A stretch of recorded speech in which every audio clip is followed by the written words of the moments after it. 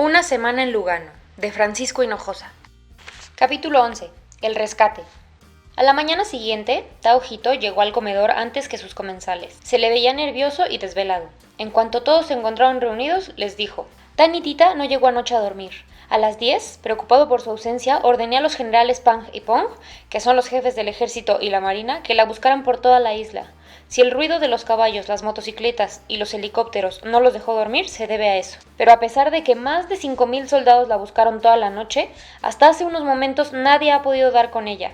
Si alguno de ustedes sabe por dónde anduvo durante el día, les ruego que lo diga ahora para que la encontremos más rápidamente. Sin embargo, nadie dijo ninguna palabra porque en realidad nadie había visto hacia dónde se había ido a buscar su perla de oro. Al ver que la respuesta era nula, continuó: Tenía la esperanza de que ustedes me dieran alguna pista, pero como veo, nadie la vio.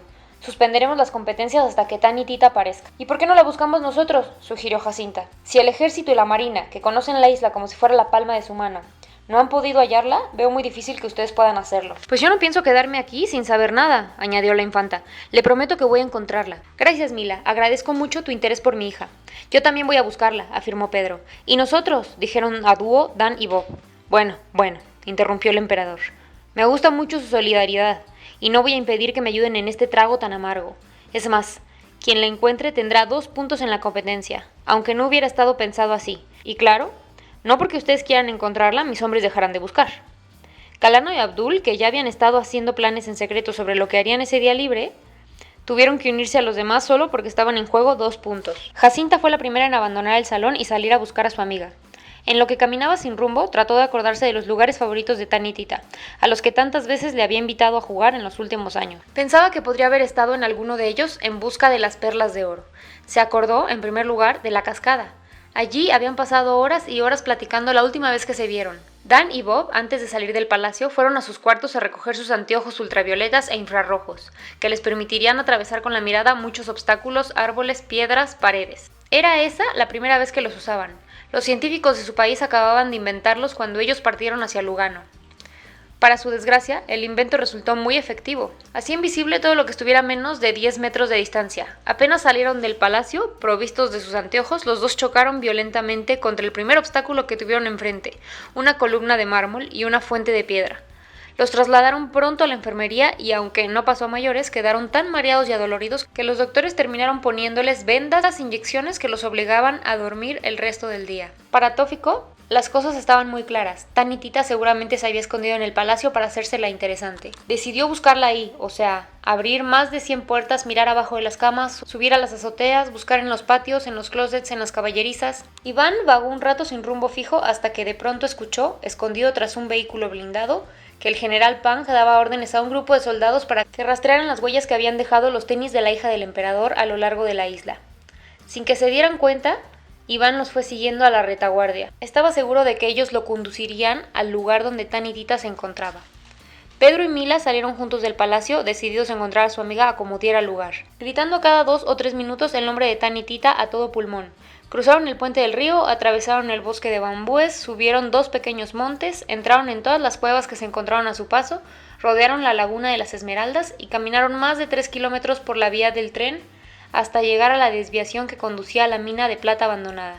El calor del mediodía era tan sofocante que decidieron tomar un descanso. No se habían dado cuenta de que Galano y Abdul los habían estado siguiendo desde que salieron del palacio. ¿Crees que le haya pasado algo grave a Tan y Tita?, preguntó la infanta. No quiero siquiera pensarlo, respondió Pedro. Algo me dice que no estamos muy lejos. ¿Tienes sed? No, mintió Pedro, que con las prisas había olvidado su cantimplora. Yo sí, sería capaz de beberme un lago completo. Pues vamos a buscar algo de tomar.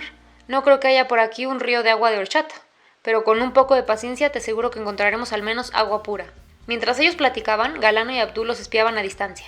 Comían chocolates rellenos de nuez y bebían latas de jugo de toronja roja que habían robado de la cocina del palacio. Mila y Pedro se reincorporaron y tomaron el sendero empedrado que llevaba a la mina.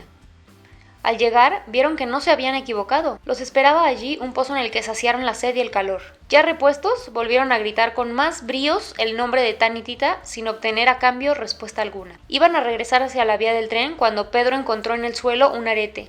«¡Es de Tan y Tita!», aseguró la infanta.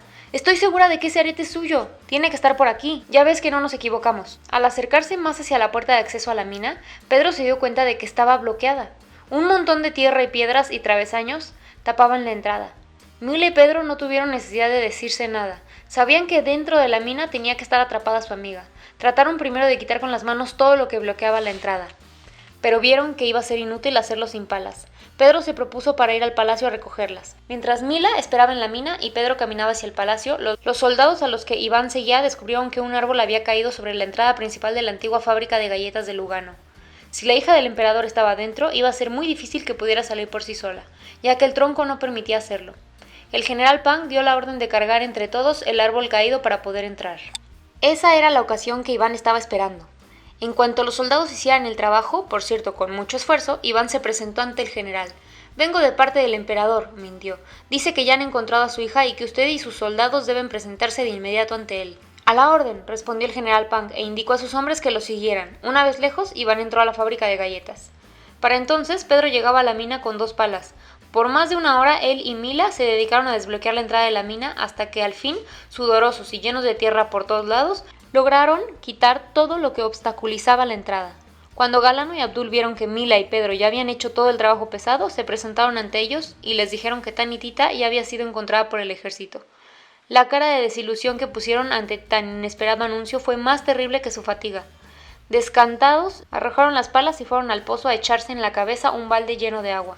Bueno, consoló Mila a Pedro. Al menos Tan y Tita ya apareció. Con eso quedó tranquila. Sin despedirse de sus adversarios, reiniciaron su viaje de retorno al palacio. Mientras tanto, Tófico había entrado al salón de juegos a buscar a la desaparecida Tan y Tita. Luego de un rato de paciente búsqueda, encendió un monitor de videojuegos y se entregó de lleno al esparcimiento. En Tarminia había tan pocas oportunidades de jugar a cosas así que era mejor aprovechar bien el tiempo.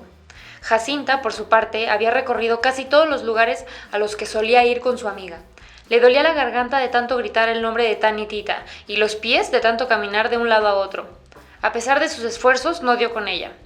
A las 6 de la tarde, Galano y Abdul llamaron a la puerta de la oficina del emperador para anunciarle que hacía unos momentos ellos habían rescatado a su hija y que se encontraba sana y salva reposando en su cuarto.